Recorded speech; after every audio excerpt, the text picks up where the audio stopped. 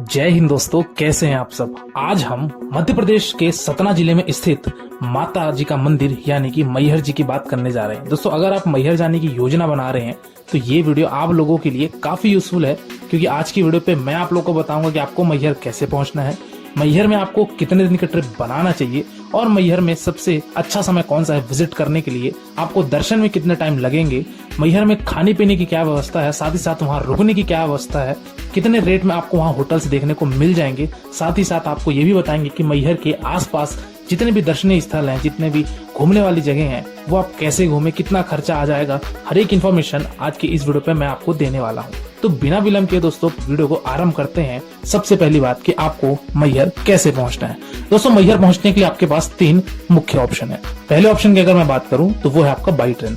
दोस्तों, अगर आप ट्रेन से आना चाहते हैं तो जो नजदीकी रेलवे स्टेशन है वो तो है आपका मैहर रेलवे स्टेशन, जहां से देश के प्रमुख शहरों से आपको वेल कनेक्टेड देखने को मिल जाएगा मैहर रेलवे स्टेशन पे। बट कुछ ट्रेनों का वहां पे स्टॉपेज ना होने के कारण आप उतर सकते हैं कटनी जंक्शन या फिर आप उतर सकते हैं सतना जंक्शन। सतना जंक्शन या कटनी जंक्शन से आपको ढेर सारी हर एक प्रमुख ट्रेनें देखने को मिल जाएंगी। वहां उतर कर आप मैहर पहुंच सकते हैं। और वही अगर आपका मैहर में स्टॉपेज है ट्रेन का तब तो फिर वेल एंड गुड। वही अगर मैं दूसरे ऑप्शन की बात करूं वो है आपका बाई रोड।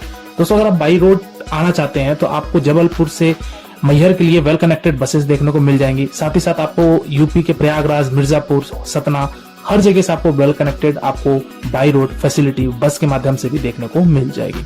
वही अगर मैं तीसरे ऑप्शन की बात करूं यानी कि लास्ट ऑप्शन की बात करूं वो है आपका फ्लाइट से। दोस्तों, अगर आप फ्लाइट से आना चाहते हैं तो आपके पास 3 एयरपोर्ट हैं। पहले एयरपोर्ट की बात करूं जो कि सबसे नजदीकी एयरपोर्ट है वो है वहां का खजुराहो एयरपोर्ट, जो कि 104 किलोमीटर की दूरी पे स्थित है और आप बाई रोड 104 किलोमीटर तय करके मैहर पहुंच सकते हैं। वही अगर मैं दूसरे एयरपोर्ट की बात करूं, अगर आपको वहां तक की फ्लाइट नहीं मिल रही है तो फिर आप आ सकते हैं जबलपुर के एयरपोर्ट और उस एयरपोर्ट से आप मैहर आ सकते हैं, जिसकी दूरी लगभग आपकी 140 किलोमीटर की पड़ जाती है। वही अगर आप तीसरी ऑप्शन की बात करूं तो आप आ सकते हैं प्रयागराज एयरपोर्ट, जो कि मैहर से 220 किलोमीटर की दूरी पे स्थित है। तो दोस्तों, ये बातें थी कि हमको मैहर कैसे पहुंचना है और हम मैहर किस किस माध्यम से आ सकते हैं। चलिए दोस्तों, आगे बात करते हैं कि हम मैहर पहुंच चुके हैं। अब हमको मैहर में स्टे कहाँ करना है, कितने रेंज में हमको होटल्स देखने को मिल जाएंगे। जैसे कि मैंने दोस्तों बताया कि मैहर सतना जिले के अंदर ये माता जी का मंदिर है। मैहर बेसिकली नाम बोला गया है माई का हार, जहाँ पे 108 शक्तिपीठ में से एक शक्तिपीठ है, जहाँ पे माता सती जी का यहाँ पे हार गिरा था। इसी नाम से इसको रखा गया है मैहर। तो दोस्तों, मैहर आपको वहाँ पे एक छोटा सा टाउन है, तो वहाँ पे आपको होटल्स काफी बजट रेट में देखने को मिल जाएंगे। अगर मैं बात करूँ एक आप बजट और चीपेस्ट होटल लेना चाहते हैं तो आपको हार्डली 400-500 रुपए में रूम्स देखने को मिल जाएंगे डबल बेड के, तो वहां आप स्टे बना सकते हैं। वही अगर मैं दूसरे ऑप्शन की बात करूं तो वो है वहां शारदा माता जी का जो ट्रस्ट चलता है, वो ट्रस्ट का भी वहां पे आपको कुछ डॉर्मेट्री सर्विसेज, धर्मशाला देखने को मिल जाएंगी। तो वहां भी आप आकर स्टे कर सकते हैं, जिसका किराया है 200 रुपए, 250 रुपए ये होता है और आप 24 घंटे के लिए वहां अपना विराम ले सकते हैं। वही अगर मैं दोस्तों बात करूं कि वहां पे खाने पीने की क्या व्यवस्था है, तो दोस्तों खाने पीने की व्यवस्था वहां एक तो है आपके पास प्राइवेट होटल्स, जहां पे आपको 70 रुपए 80 रुपए में वेज थाली देखने को मिल जाएगी और आप भर पेट भोजन ग्रहण कर सकते हैं। वही अगर दूसरे ऑप्शन की बात करूं खाने पीने में तो वो है आपका वहां पे चलता है एक लंगर, जो कि माता शारदा जी के ट्रस्ट के द्वारा चलाया जाता है, जहां पे रोपवे की टिकट कटती है। टिकट के बगल में ही वहां पे आपको एक प्रसादालय देखने को मिलेगा, जो कि माता शारदा जी का प्रसादालय है। तो वहां आप 20 रुपए की टोकन कटा के आप वहां भोजन ग्रहण कर सकते हैं। लेकिन इस लंगर की जो टाइमिंग होती है दोस्तों, वो सुबह 11 बजे से लेकर दोपहर के 2 बजे तक की होती है, यानी कि 3 घंटे का ये लंगर चलता है और आप यहाँ भोजन ग्रहण कर सकते हैं। और मैंने ये तो बता ही दिया आपको कि आपको स्टे कहाँ करना है। दोस्तों, आप मैहर में स्टे करने के लिए अगर बेस्ट लोकेशन बोलूं तो वो तो है या तो आप रेलवे स्टेशन के पास अपने होटल ले लीजिए, अन्यथा आप चाहें तो बाजार में यानी कि जहाँ पे घंटा घर है तो घंटा घर के पास भी आप अपने होटल्स ले सकते हैं और वहां से आप जा सकते हैं माता जी के मंदिर। चलिए दोस्तों, हम आगे बढ़ते हैं, बात करते हैं कि अब हमको माता जी के दर्शन कैसे करने हैं, कैसे हमको मंदिर में पहुंचना है और हमको वहां पे क्या क्या चीजें करनी है। सबसे पहले दोस्तों, आप जहां भी स्टे किए हैं वहां से आप ऑटो ले सकते हैं। ऑटो वाला आपका दोस्तों 20 रुपए लेगा और वहां से आपको 1.5 से 2 किलोमीटर मंदिर पड़ता है, तो वो आपको मंदिर प्रांगण के आसपास छोड़ देगा। वहां से आपको कुछ दूरी आपको चलना पड़ेगा, लगभग 700-800 या 1 किलोमीटर के तकरीबन आपको पैदल चलना पड़ेगा, क्योंकि वहां पे ऑटो वालों की जाने की अनुमति नहीं है। तो आप वहां ऑटो से मंदिर के प्रवेश द्वार तक पहुंचिए। प्रवेश द्वार से पहुंचने के बाद वहां से आपकी सीढ़ी शुरू हो जाती है।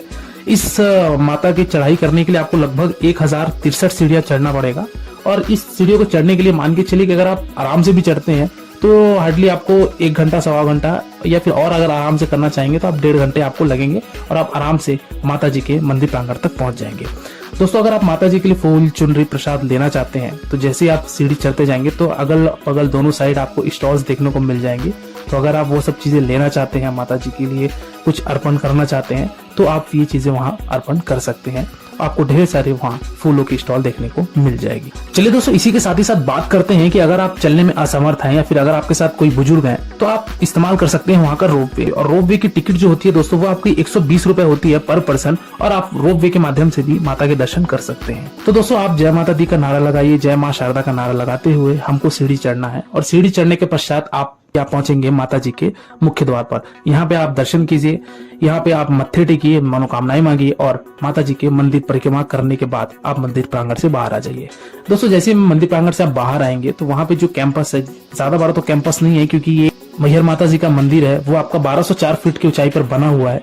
तो यहाँ से आपको पूरे मैहर सिटी का एक दृश्य देखने को मिलेगा। साथ ही साथ आपको मंदिर प्रांगण से आला जी का सरोवर भी देखने को मिलेगा, जो कि मंदिर से आपका लगभग 2 किलोमीटर की दूरी पे स्थित है। तो हम अभी वहाँ भी जाएंगे, जो कि मैहर का ये भी एक दर्शनीय स्थल है। तो दोस्तों यहाँ पे आप माता जी के दर्शन कर सकते हैं। अब यहाँ पे कुछ रोचक तथ्य हैं जो कि कहा जाता है और मान्यताएं हैं कि यहाँ पे एक आला नामक पुजारी थे, जो कि आला उद्दल के नाम से ही ये मैहर मंदिर फेमस है। तो आला उद्दल जी, आज भी कहा जाता है कि आला जी आकर सुबह 5 बजे पूजा अर्चना करते हैं और उसके बाद ही मंदिर के कपाट खुलते हैं। एक आपको सुबह प्रातःकाल 5 बजे आरती देखने को मिलेगी और दूसरी आपकी संध्या कालीन में 8 बजे आरती देखने को मिलेगी। ये आरती के बाद दोस्तों मंदिर 9 बजे बंद कर दिया जाता है, लेकिन मंदिर में 9 बजे के बाद किसी भी लोगों को वहाँ पे दर्शन की अनुमति नहीं होती है, क्योंकि आज भी मान्यता ये है कि आला जी आकर सबसे पहले माता जी का श्रृंगार करते हैं। माता जी की पूजा अर्चना करने के बाद ही 5 बजे मंदिर के पट खोले जाते हैं।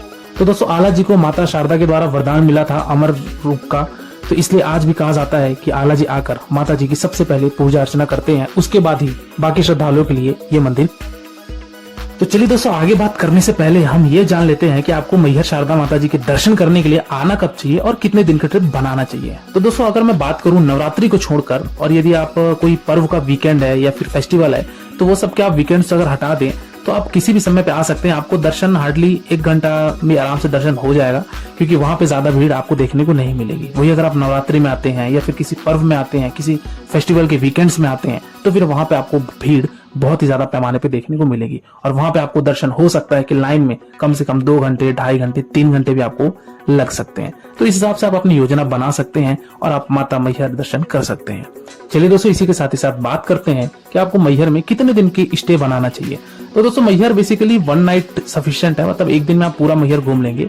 बट अगर आप कहीं दूर शहर से आ रहे हैं तो आप ऐसा मान के चलिए कि 1 रात 2 दिन का ट्रिप बनाइए, आप मैहर घूमिए और माता जी के आसपास जितने भी वहाँ पे लोकल साइट्स हैं वो सब घूमिए, वहाँ दर्शन कीजिए और आप अपनी रवानगी ले सकते हैं। कुल मिलाकर मैक्सिमम आपका 1 नाइट 2 डे सफिशिएंट है, आप मैहर यात्रा पूरी कर लेंगे।